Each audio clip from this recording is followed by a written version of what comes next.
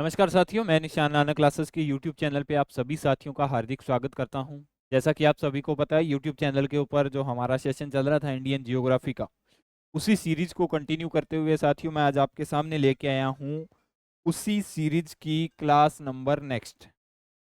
ठीक है, उसी सीरीज की क्लास नंबर नेक्स्ट जिसका क्या नाम रहेगा, जिसका नाम रहेगा प्रायद्वीपीय भारत पार्ट 2। ठीक है, कौन सी क्लास है साथियों? ये क्लास है प्रायद्वीपीय भारत की क्लास नंबर 2, जिसके अंदर हम क्या पढ़ेंगे साथियों? जिसके अंदर हमें पढ़ना है प्रायद्वीपीय भारत के अंदर जो पठार आते हैं, जो चोटियां आती हैं, जो पर्वतमालाएं आती हैं, उनके बारे में हम अध्ययन करेंगे। ठीक है, तो हमने भारत की भौतिक विशेषताएं शुरू कर रखी थी। भारत की भौतिक विशेषताओं के अंदर 6 भागों के अंदर उनको बांटा था। हिमालय, उत्तर के मैदान, तारका मरुस्थल, प्रायद्वीपीय भारत, तटीय मैदान और द्वीप समूह। चार तीन कंप्लीट हो चुके थे साथियों। चौथा जो हमारा पार्ट है प्रायद्वीपीय भारत वो चल रहा था। इससे पहले हिमालय पढ़ा दिया, उत्तर भारत के मैदान पढ़ा दिए, उत्तर भारत के मैदान के बाद में साथियों थार का मरुस्थल है वो पढ़ा दिया। ठीक है, तो ये क्लासें आपकी इसी चैनल के ऊपर प्लेलिस्ट बनी हुई है, उसके अंदर आप देख सकते हो। आज का साथियों जो टॉपिक रहेगा वो रहेगा प्रायद्वीपीय भारत की क्लास नंबर 2 है। तो प्रायद्वीपीय भारत का निर्माण किस प्रकार से हुआ, कैसे कैसे इनको जाना जाता है, वो सब कल की क्लास के अंदर हमने देख लिया था। आज की क्लास के अंदर साथियों हम क्या पढ़ेंगे? आज की क्लास के अंदर सबसे पहले आपको प्रायद्वीपीय भारत की लोकेशन पता होनी चाहिए साथियों। मैप के अंदर प्रायद्वीपीय भारत की लोकेशन क्या है, मैप के अंदर प्रायद्वीपीय भारत की लोकेशन के बारे में आपको पता होना चाहिए। देखो यहाँ पे साथियों भारत की भौतिक विशेषताओं को मैं मैप के माध्यम से बताता हूँ आपको। भारत की भौतिक विशेषताएं मैप के अंदर हम किस प्रकार से समझ सकते हैं। देखो यहाँ पे साथियों क्या आ जाएगा, ऊपर ही ऊपर आ जाएगा हिमालय। हिमालय के बाद में साथियों 2 नंबर पे जो हमारा पार्ट आएगा उसको क्या बोला जाएगा? उसको बोला जाएगा उत्तर के मैदान। उत्तर के मैदान यहाँ से शुरू होते हैं साथियों। इधर ये गंगा के मैदान आ गए, इधर ये ब्रह्मपुत्र के मैदान चले गए, इधर थोड़ा बहुत साथियों राजस्थान और पंजाब हरियाणा के मैदान आ चुके हैं साथियों। ठीक है, तो इस प्रकार से दूसरा पार्ट है वो हमारा इसी के अंदर आ जाता है, जिसको क्या बोला जाता है? जिसको उत्तर के मैदान के नाम से हम जानते हैं। तीसरा जो पार्ट था साथियों जिसको हम बोलते हैं थार का मरुस्थल, क्या बोला जाता है साथियों? थार का मरुस्थल बोला जाता है। ये इधर राजस्थान थोड़ा पंजाब के अंदर हरियाणा के अंदर आ जाएगा, तो इसको बोला जाएगा साथियों थार का मरुस्थल। थार के मरुस्थल के बाद में साथियों उत्तर के मैदानों के बिल्कुल दक्षिण के अंदर एक भारत पाया जाता है, जिसको प्रायद्वीपीय भारत बोला जाता है। भारत का वो हिस्सा जहाँ पे साथियों बहुत सी पर्वतमालाएं हैं, बहुत से पठार हैं। भारत का वो हिस्सा जहाँ पे बहुत सी पर्वतमालाएं हैं, यानी भारत का दक्षिणतम हिस्सा क्या बोला जाएगा? अपने आप के अंदर प्रायद्वीपीय भारत कहलाता है।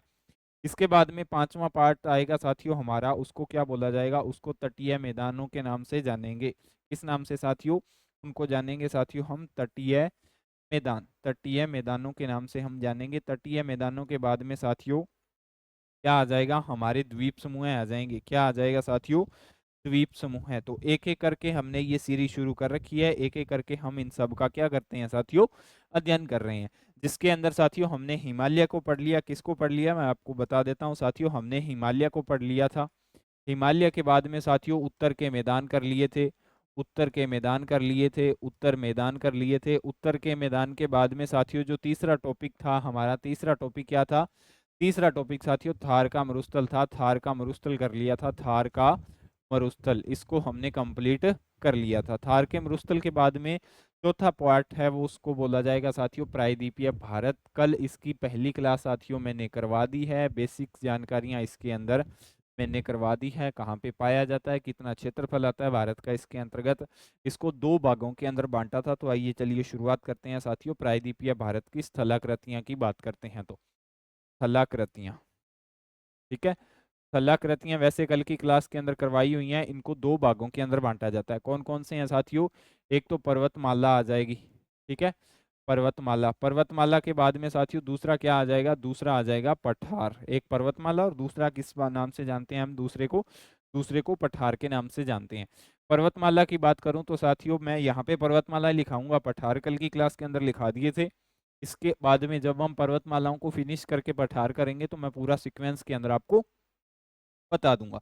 पर्वतमाला की साथियों मैं बात करूं तो पर्वतमाला कौन कौन सी है साथियों? 1 नंबर पे आ जाएगी अरावली पर्वतमाला। कौन सी आ जाएगी साथियों? अरावली पर्वतमाला।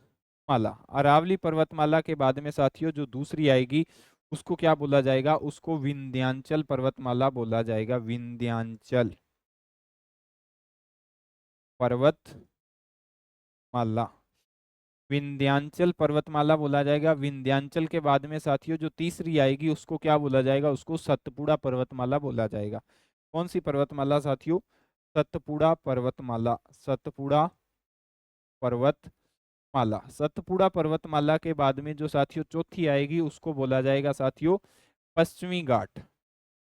घाट दो हैं साथियों, एक पश्चिमी घाट है, एक पूर्वी घाट है। अपने आप के अंदर ये साथियों लंबी श्रृंखलाएं हैं, इसको इसलिए पश्चिम पर्वतमाला का ही नाम से हम जानते हैं। इसके बाद में साथियों जो पांचवी आएगी उसको बोला जाएगा पूर्वी घाट। क्या बोला जाएगा साथियों, उसको बोला जाएगा पूर्वी घाट। ये तो हुई पर्वतमालाएं। अभी इसके बाद में साथियों अगर मैं लिखाऊं पठारों की, तो पठारों के अंदर जो मेन मेन है साथियों हमें जो पढ़ने हैं उसके अंदर पहला आ जाएगा साथियों मालवा का पठार। मालवा पठार, मालवा पठार के बाद में जो साथियों हमें दूसरा पढ़ना है उसको बोला जाता है दक्कन का पठार। दक्कन का पठार। दक्कन का पठार के बाद में जो हमें साथियों तीसरा पढ़ना है, एग्जाम की दृष्टि से महत्वपूर्ण बताऊंगा साथियों, जो हमें तीसरा पढ़ना है उसको बोला जाता है बुंदेलखंड उच्च भूमि के नाम से जानते हैं।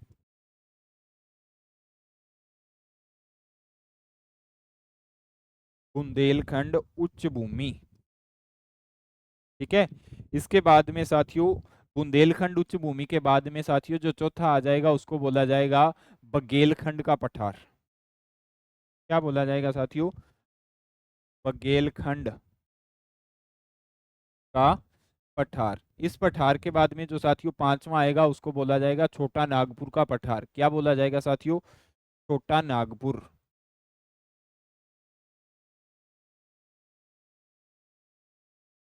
छोटा नागपुर का पठार। इसके बाद में साथियों एक आएगा मेघालय का पठार। किसका आएगा, मेघालय।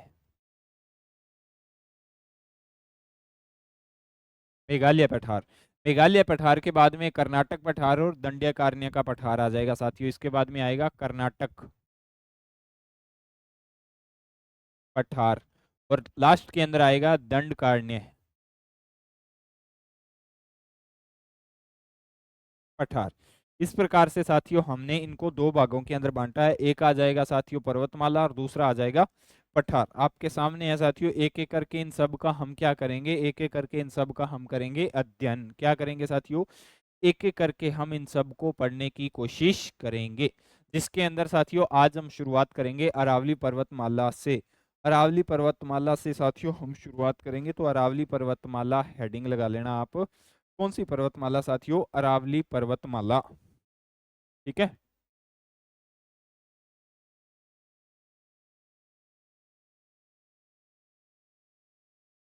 अरावली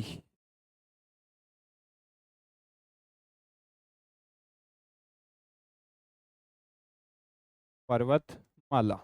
उम्मीद करता हूँ सभी साथी जो राजस्थान से हैं उनको इस पर्वतमाला के बारे में ज़्यादा पढ़ने की आवश्यकता नहीं है, क्योंकि अरावली पर्वतमाला हम जब राजस्थान का भूगोल पढ़ते हैं ना तो उसके अंदर भी साथियों इसको डिटेल से पढ़ना पड़ता है। राजस्थान के भूगोल के अंदर अरावली पर्वतमाला, अरावली पर्वतमाला की बात करूं तो साथियों सबसे पहले हमें इसका क्षेत्रफल पता होना चाहिए, कहाँ कहाँ तक फैली हुई है। तो अरावली पर्वतमाला का जो गुजरात से लेकर दिल्ली तक फैली हुई है अरावली। एक नंबर पॉइंट लिखते जाना साथियों, पॉइंट ही लिखाऊंगा, अरावली पर्वतमाला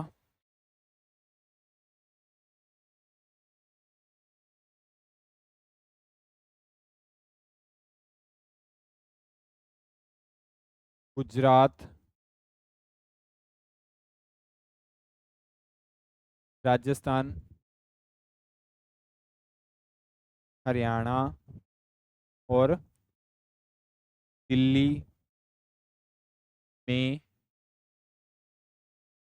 फैली है।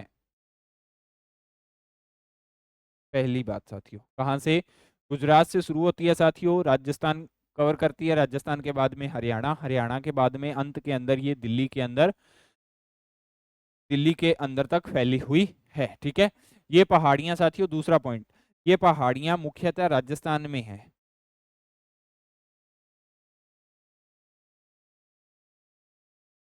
यह पर्वतमाला मुख्यतः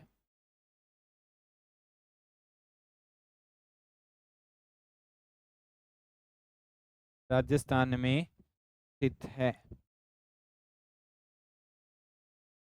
क्या है साथियों, यह पर्वतमाला मुख्यतः राजस्थान में स्थित है। दूसरी बात, तीसरा पॉइंट जो साथियों इसके अंदर हमें नोट करना है, तीसरा पॉइंट हम क्या पढ़ेंगे इसके अंदर, इस पर्वतमाला की कुल लंबाई साथियों, इस पर्वतमाला की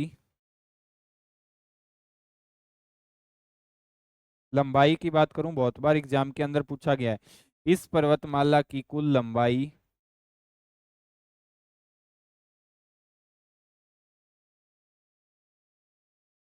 692 किलोमीटर है। कितनी है साथियों, 692 किलोमीटर लंबी है ये पर्वतमाला। इसका विस्तार गुजरात, राजस्थान, हरियाणा और दिल्ली के अंदर देखने को मिलता है। राजस्थान के अंदर साथियों इसका ज्यादा विस्तार है, ज्यादा पहाड़ियां लगभग लगभग राजस्थान के अंदर इसकी पाई जाती है। हरियाणा गुजरात से शुरू होती है, दिल्ली के अंदर एंड पॉइंट है, हरियाणा के अंदर थोड़ा सा ही है साथियों इसका पार्ट। ज्यादा कहाँ पे है, ज्यादा आपको पूछ लिया जाए तो ज्यादा है साथियों इसका जो विस्तार है वो कहाँ पे है साथियों, वो है राजस्थान के अंदर। इस पर्वतमाला के साथियों मैं अनुमानित आयु की बात करूं तो आयु कितनी पुरानी पर्वतमाला हो सकती है ये पूछा जा सकता है, तो ये लगभग 600 मिलियन वर्ष पुरानी पर्वतमाला है। और ये एक प्रकार का साथियों वलित पर्वत का उदाहरण है। पर्वत को जब हम पढ़ेंगे ना तो पर्वत वलित पर्वत का उदाहरण है। ये किस पर्वत का उदाहरण है साथियों, ये वलित पर्वत का उदाहरण है। ठीक है,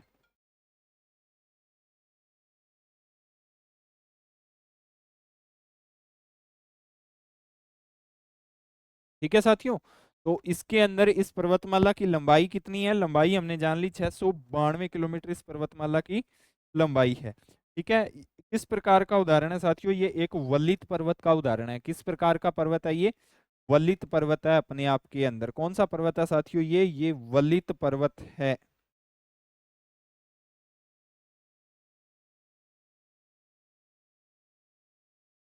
तो लिख लेना साथियों, यह एक वलित पर्वत है, 4 नंबर।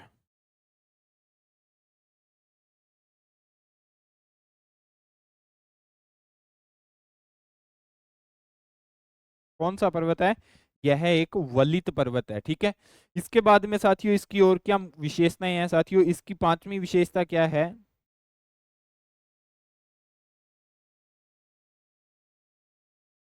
यह पर्वतमाला पश्चिमी भारत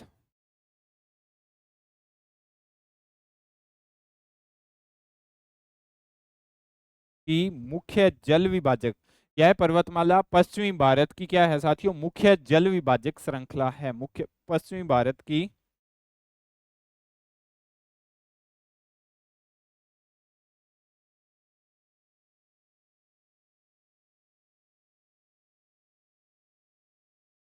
मुख्य जल विभाजक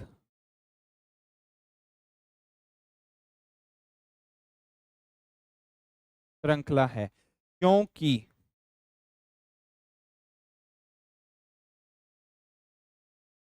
इसके पश्चिम से बहने वाली नदियां,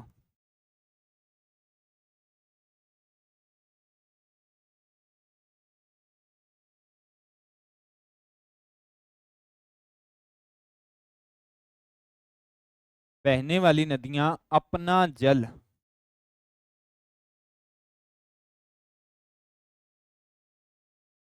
अरब सागर में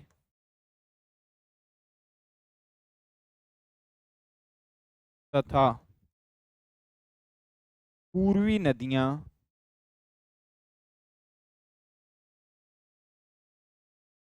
बे ऑफ बंगाल, या आप इसको बोल सकते हो बंगाल की खाड़ी,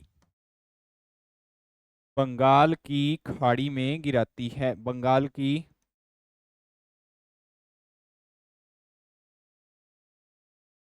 खाड़ी में गिराती है। कौन सी साथियों, देखो मुख्य जल विभाजक श्रृंखला इसको क्यों कहा जाता है, क्योंकि इसकी जो साथियों पश्चिम की ओर से नदियां निकलती हैं वो अपना जल तो गिराती हैं अरब सागर के अंदर, और जो पूर्व से नदियां निकलती हैं या पूर्व की ओर से नदियां निकलती हैं वो अपना जल कहाँ पे गिराती हैं, वो गिराती हैं साथियों बंगाल की खाड़ी के अंदर गिराती हैं। इसलिए साथियों इसको क्या बोला जाता है, इसलिए इसको पश्चिम भारत की मुख्य जल विभाजक श्रृंखला के नाम से इसको जाना जाता है, क्योंकि जो भारत का जल है पश्चिमी भारत का उसको दो हिस्सों के अंदर ये श्रृंखला ये पर्वतमाला बांटती है साथियों। ठीक है, इसके बाद में साथियों नेक्स्ट पॉइंट जो इसका लास्ट पॉइंट हो सकता है, ये पॉइंट क्या है साथियों, छठा पॉइंट आप लिख लेना। इस पर्वतमाला, क्या लिखोगे साथियों, इस पर्वतमाला का सर्वोच्च शिखर, पूछा जाता है बहुत बार।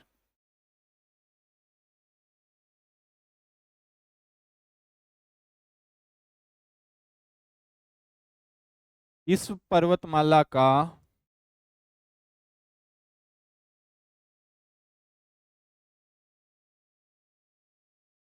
सर्वोच्च शिखर, इस पर्वतमाला का सर्वोच्च शिखर सिरोही जिले में,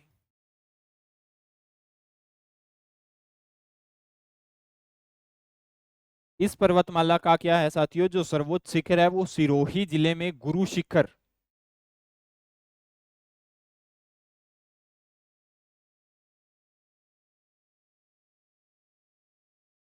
1722 मीटर ऊंचा अब्बू पहाड़ी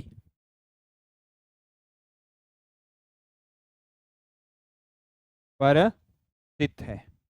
कहाँ पे स्थित है साथियों, अब्बू पहाड़ी पर स्थित है इस पर्वतमाला का जो सर्वोच्च शिखर है। कहाँ पे स्थित है, जिला पूछे तो सिरोही जिला, पहाड़ी पूछे तो अब्बू पहाड़ी, ऊंचाई पूछे तो 1722 मीटर इसकी क्या है साथियों, ऊंचाई है। ठीक है साथियों, ये अरावली पर्वतमाला के बारे में साथियों महत्वपूर्ण बिंदु हैं जो आपको एग्जाम की दृष्टि से पूछे जा सकते हैं। मैं आपको एक बार दोबारा बता देता हूँ कौन कौन से बिंदु महत्वपूर्ण हैं साथियों। ठीक है, अरावली पर्वतमाला गुजरात, राजस्थान, हरियाणा, दिल्ली में फैली हुई है। इसका विस्तार पता होना चाहिए। भारत के अंदर जो पर्वतमालाएं हैं, भारत के किन किन राज्यों से गुजरती है, तो हरियाणा, गुजरात, राजस्थान, तीन राज्य है, चौथा दिल्ली के अंदर फैली हुई है। यह पर्वतमाला मुख्यतः राजस्थान के अंदर स्थित है, आपको पता है। लंबाई पूछ ली जाए तो साथियों 692 किलोमीटर है। किस प्रकार की पर्वतमाला है, तो ये एक वलित पर्वत है। ठीक है, यह पर्वतमाला साथियों पश्चिमी भारत की मुख्य जल विभाजक श्रृंखला के अंदर आ जाती है। क्यों आ जाती है, क्योंकि साथियों इसके जो पश्चिम की ओर से नदियां निकलती हैं वो तो अपना जल गिराती है अरब सागर के अंदर, और पूर्व की ओर जो नदियां निकलती हैं वो अपना जल गिराती है बंगाल की खाड़ी के अंदर। इसलिए ये पश्चिमी भारत के जो जल विभाजक है उसको दो भागों के अंदर बांटती है, इसलिए इसको जल विभाजक की श्रृंखला दी गई है साथियों।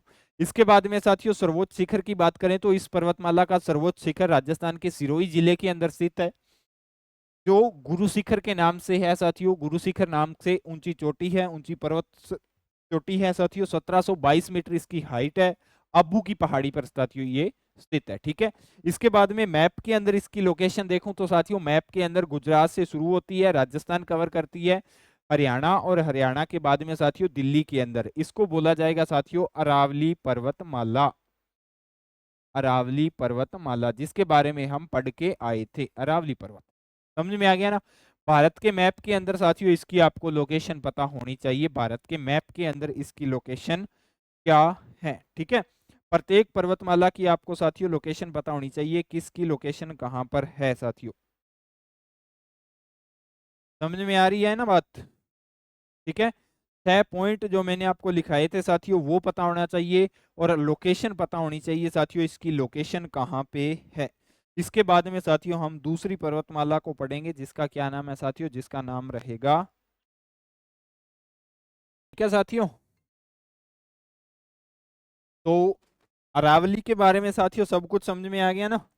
क्या कुछ है अरावली पर्वतमाला के अंदर, कहाँ से निकलती है, कहाँ तक फैली हुई है, कौन कौन से इसके प्रमुख राज्य है जिसके अंदर इसका विस्तार है। दूसरी पर्वत श्रृंखला के बारे में हम जानेंगे साथियों। कौन सी पर्वत श्रृंखला है दूसरी, तो दूसरी का नाम आएगा साथियों विंध्याचल पर्वतमाला। हेडिंग लगा लेना साथियों, विंध्याचल पर्वत श्रृंखला। कौन सी पर्वत श्रृंखला साथियों, यहाँ पे हेडिंग लगा लेना विंध्याचल।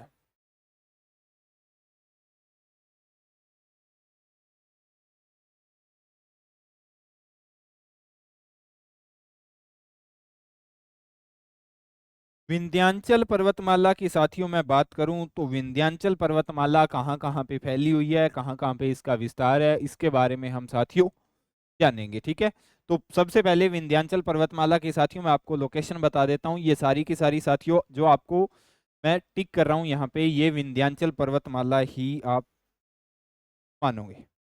ठीक है, ये सारी की सारी साथियों क्या है, ये सारी की सारी साथियों विंध्याचल पर्वतमाला है जो आपको गुलाबी पेन से हाईलाइट की हुई नजर आ रही होगी। कौन सी है साथियों, ये सारी की सारी विंध्याचल पर्वतमालाएं हैं। अभी मैं आपको रोज कहता हूं ना, भी आप मैप के माध्यम से जियोग्राफी को अच्छी कर सकते हो।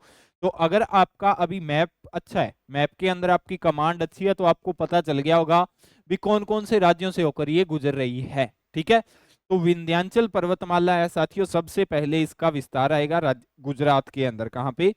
गुजरात आ जाएगा। पहला राज्य कौन सा आ जाएगा साथियों? गुजरात। पहला राज्य कौन सा आ जाएगा? पहला राज्य इसका आएगा गुजरात। ठीक है, विस्तार की बात करूं तो गुजरात के अंदर है। गुजरात के बाद में साथियों उत्तर प्रदेश। कौन सा साथियों? उत्तर प्रदेश। उत्तर प्रदेश के बाद में तीसरा राज्य साथियों, उत्तर प्रदेश के बाद में बिहार आ जाएगा। बिहार के बाद में साथियों चौथा आ जाएगा छत्तीसगढ़। छत्तीसगढ़ के बाद में साथियों पांचवा राज्य आ जाएगा झारखंड के अंदर, इसका विस्तार है साथियों। झारखंड के अंदर विस्तार है इसका। झारखंड के बाद में साथियों मध्य प्रदेश। मध्य प्रदेश के अंदर भी साथियों इसकी है। तो पांचवा राज्य कौन सा आ जाएगा? छठा, मध्य प्रदेश। तो मुख्यतः इन 6 राज्यों के अंदर साथियों इसका विस्तार देखने को मिलता है। गुजरात, उत्तर प्रदेश, बिहार, छत्तीसगढ़, झारखंड और झारखंड के बाद में मध्य प्रदेश। मुख्यतः इन 6 राज्यों के अंदर साथियों इसका क्या देखने को मिलता है? विस्तार देखने को मिलता है। अभी ये जो पर्वत श्रृंखला है साथियों, सबसे पहले मैं आपको एक बात बताऊंगा, मालवा का पठार है जो आपको मैंने आपको यहाँ पे लिखाया है ना, जो मुख्य पठार लिखाए हैं, मालवा का पठार। इस पठार के निर्मित यानी जैसे जैसे ये पठार है उसी प्रकार से ये पर्वत श्रृंखला फैली हुई है। दूसरा साथियों इसके अंदर क्या है? दूसरा इसके अंदर जो मैंने आपको बात बताई है, दूसरा इसके अंदर है साथियों नर्मदा नदी के समांतर। आपको पता है नर्मदा नदी इस तरह से फैली हुई है ना, नर्मदा नदी के समांतर ये पर्वत श्रृंखलाएं फैली हुई है। तो दूसरी बात, पहली पठार की बात करें तो मालवा का पठार के विपरीत, मालवा के पठार के दक्षिण के अंदर स्थित है। दूसरी, नर्मदा नदी के समांतर ये फैली हुई है। मालवा का पठार आपको पता है मध्य प्रदेश के अंदर स्थित है, तो मालवा के पठार के अंदर साथियों, मालवा के पठार के दक्षिण के अंदर स्थित है, पहली बात। दूसरी बात साथियों, नर्मदा नदी के समांतर ये पर्वत श्रृंखलाएं फैली हुई है। ये दो बातें नर्मदा इसकी पर्वत श्रृंखला की साथियों इंपॉर्टेंट है। लोकेशन के माध्यम से स्थान पूछ लिया जाए मालवा के पठार के दक्षिण के अंदर और किस नदी के समांतर फैली हुई है, तो नर्मदा नदी के समांतर ये पर्वत श्रृंखलाएं फैली हुई है। ठीक है, लोकेशन पता चल गई। लोकेशन इसकी कहाँ पे है? लोकेशन के बाद में साथियों हम क्या देखेंगे? इसके महत्वपूर्ण बिंदु जो एग्जाम की दृष्टि से हमसे पूछे जाते हैं, एग्जाम के माध्यम से जो महत्वपूर्ण है। तो हेडिंग लगा लेना साथियों, विंध्याचल पर्वत श्रृंखला। पहली जो साथियों पॉइंट लिखोगे, पहला पॉइंट इसके अंदर साथियों वो लिखोगे मालवा के पठार।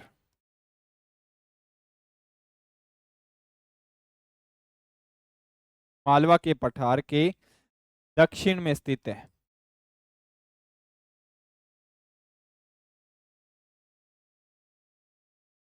मालवा के पठार के दक्षिण के अंदर स्थित है नर्मदा, यह पर्वत श्रृंखला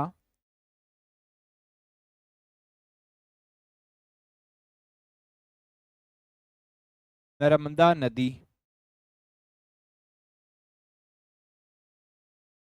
के समांतर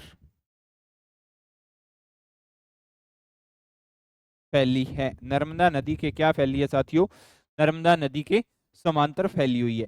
तीसरी जो साथियों बात इसके अंदर इंपॉर्टेंट है, तीसरी बात आप इसका क्या लिखोगे? इसका विस्तार किन किन राज्यों के अंदर देखने को मिलता है। ठीक है,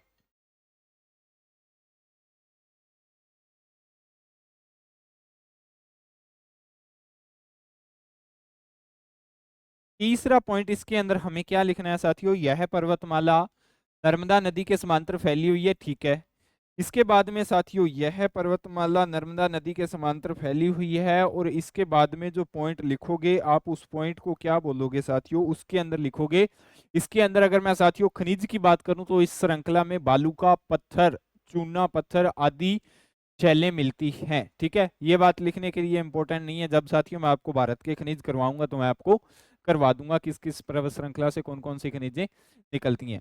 इसका साथियों अगर मैं बात करूं, इसकी विस्तार की बात करूं तो विस्तार वाले राज्य आप लिख सकते हो। इसका विस्तार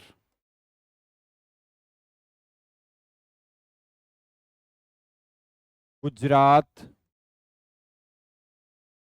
गुजरात के बाद में साथियों मध्य प्रदेश, मध्य प्रदेश के बाद में उत्तर प्रदेश, उत्तर प्रदेश के बाद में साथियों बिहार,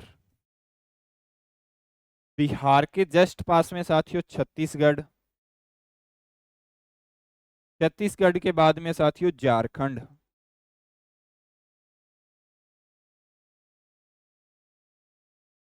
में है। इसका विस्तार 6 राज्यों के अंदर गुजरात, मध्य प्रदेश, उत्तर प्रदेश, बिहार, छत्तीसगढ़ और झारखंड के अंदर इसका विस्तार देखने को मिलता है। तो राज्य पूछ ले 6, कौन कौन से? गुजरात, मध्य प्रदेश, छत्तीसगढ़, बिहार, झारखंड और उत्तर प्रदेश। कौन कौन से राज्य साथियों? राज्य आपको पता होनी चाहिए, गुजरात, मध्य प्रदेश, उत्तर प्रदेश, बिहार, छत्तीसगढ़ और झारखंड राज्यों के अंदर इसका विस्तार देखने को हमें मिलता है। ठीक है।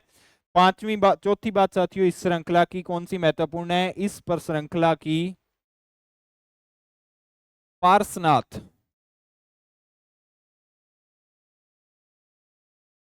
इस पर्वतमाला की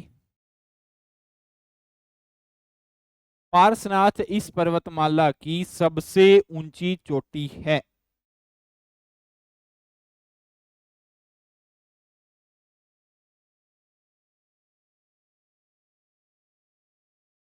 सबसे ऊंची चोटी है जो झारखंड के अंदर स्थित है साथियों। कहां पे है? जो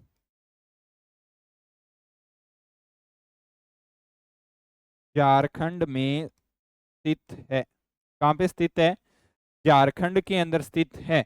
जिसके साथियों अगर मैं ऊंचाई की बात करूं तो ऊंचाई 1366 मीटर साथियों, 1366 मीटर है। कहां पे स्थित है?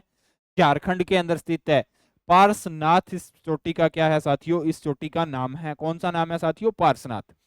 यह पर्वत श्रेणी उत्तर भारत को दक्षिण भारत से अलग करती है। इंपॉर्टेंट बात है साथियों, एग्जाम की दृष्टि से पूछा जा सकता है, कौन सी पर्वतमाला निम्नलिखित में से उत्तर भारत को दक्षिण भारत से अलग करती है? तो पांचवा पॉइंट लिख लेना, यह पर्वतमाला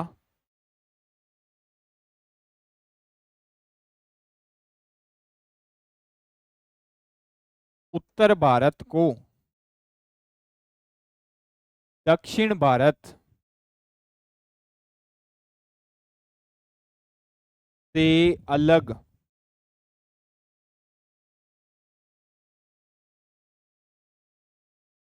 करती है। ठीक है। क्यों करती है साथियों? तो मैंने आपको बता दिया था क्यों करती है। भारत के बिल्कुल बीच में पाई जाती है, तो ऊपर वाला उत्तर भारत और नीचे वाला दक्षिण भारत, तो बिल्कुल बीच में जो पर्वत श्रृंखला उसको यही बोलेंगे ना, उत्तर भारत और दक्षिण भारत को अलग करती है। इस पर्वतमाला उत्तर भारत और दक्षिण भारत को बीच में से अलग करती है, और यह पर्वतमाला उत्तर तथा दक्षिण भारत के बीच में जल विभाजक का काम भी करती है। ठीक है। तो ये बात भी साथियों आप लिखोगे, यह पर्वतमाला उत्तर तथा दक्षिण भारत में जल विभाजक का काम करती है।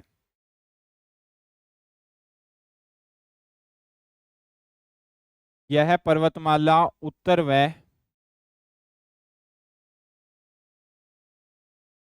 दक्षिण भारत में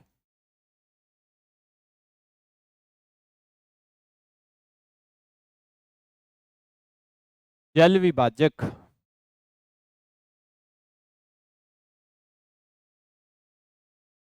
का काम करती है। क्यों करती है साथियों? तो आपको पता होना चाहिए कि जो गंगा नदी है ना, गंगा नदी का जल है वो प्रायद्वीपीय भारत में आने से रोकती है। जो गंगा नदी का जल है इसी पर्वत श्रृंखला के कारण प्रायद्वीपीय भारत के अंदर नहीं आता।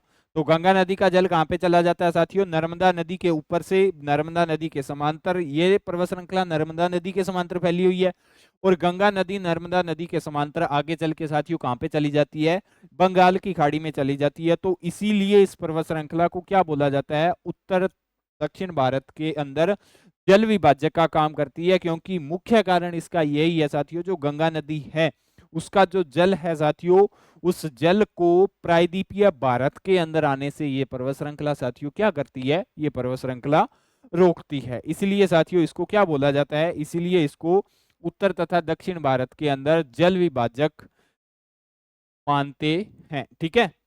सातवां पॉइंट साथियों, इसके अंदर आप क्या लिखोगे साथियों? सातवां पॉइंट लिखोगे, सातवां पॉइंट, पदार्थों के भंडार के कारण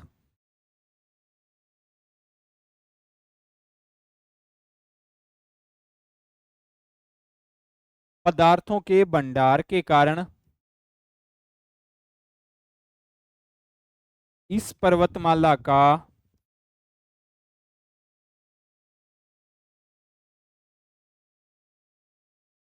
आर्थिक महत्व है। क्या है साथियों? इस पर्वतमाला का आर्थिक महत्व है। इतनी बातें साथियों आपको विंध्याचल पर्वतमाला के बारे में याद होनी चाहिए। सबसे पहले साथियों विंध्याचल पर्वतमाला का विस्तार बहुत बार एग्जाम के अंदर पूछा जाता है। 4 स्टेट के नाम देके आपको पूछ लिया जाएगा, निम्नलिखित में से किस राज्य के अंदर विंध्याचल पर्वतमाला स्थित नहीं है। ऐसे क्वेश्चन आए हुए हैं एग्जाम के अंदर, तो थोड़ा इस चीज का ध्यान रखिएगा। जो जो पर्वतमालाएं हैं उनका विस्तार पता होना चाहिए साथियों आपको, किन किन राज्यों के अंदर उनका विस्तार देखने को मिलता है। अरावली पड़ी है, अरावली का विस्तार है साथियों राजस्थान के अंदर, गुजरात, हरियाणा और दिल्ली के अंदर। विंध्याचल पड़ी है, विंध्याचल गुजरात, मध्य प्रदेश, उत्तर प्रदेश, बिहार, छत्तीसगढ़ और झारखंड, 6 राज्यों के अंदर इसका विस्तार देखने को मिलता है। ऊंची चोटियां साथियों, अरावली पर्वतमाला की ऊंची चोटी की बात करूं तो साथियों गुरु शिखर है 1722। और इस पर्वतमाला की मैं बात करूं तो इस पर्वतमाला की ऊंची चोटी कौन सी है साथियों? इस पर्वतमाला की ऊंची चोटी है पार्श्वनाथ, जिसकी ऊंचाई कितनी है साथियों? 1366 मीटर जिसकी ऊंचाई है। ठीक है,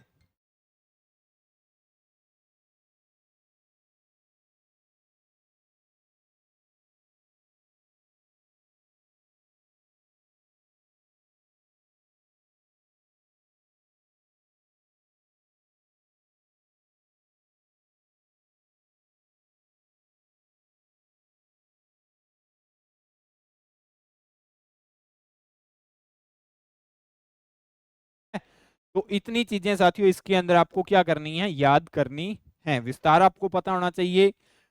और दूसरी बात साथियों कहां कहां से, यानी कौन कौन सी इसकी ऊंची चोटियां हैं, इसके बारे में साथियों आपको पता होना चाहिए। ठीक है साथियों, तो ये थी आज की 2 पर्वतमालाएं। बाकी की साथियों पढ़ेंगे हम नेक्स्ट क्लास के अंदर। और नेक्स्ट क्लास के अंदर जाने से पहले साथियों मैं आपको बता दूं, हमारे नानक क्लासेज ऐप के ऊपर पशु प्रीचर की साथियों टेस्ट सीरीज और वीडियो कोर्स अलग अलग चल रही हैं। वीडियो कोर्स चल रहा है जिसके अंदर टेस्ट सीरीज आपको फ्री मिल रही है। प्राइस इसका मात्र 299 रुपये है। दिसंबर के अंदर आपका एग्जाम है। 299 रुपये साथियों, मात्र इसका बिल्कुल नॉमिनल सा प्राइस है, 299 रुपये। ठीक है, तो जिसके अंदर साथियों आपको पार्ट ए का और पार्ट बी का पूरा वीडियो कोर्स देखने को मिलेगा। पार्ट ए का साथियों इसके अंदर क्लियर अपलोडेड है, बी की साथियों क्लासें इसके अंदर अपलोड हो रही हैं। तो आप इसको मात्र 299 रुपए के अंदर परचेज कर सकते हो। तो ज्यादा से ज्यादा इसको क्या करें साथियों, परचेज करें और अपनी सफलता क्या करें, सुनिश्चित करें। ठीक है, तो ये थी आपकी साथियों आज की क्लास। अगर आपको क्लास अच्छी लगती है तो क्लास को लाइक कीजिए, अपने दोस्तों के साथ शेयर कीजिए। अगर आप नानक क्लासेस के यूट्यूब चैनल पे नए हो तो चैनल को सब्सक्राइब कीजिए। मिलते हैं साथियों नेक्स्ट क्लास के साथ, तब तक के लिए जय हिंद, जय भारत।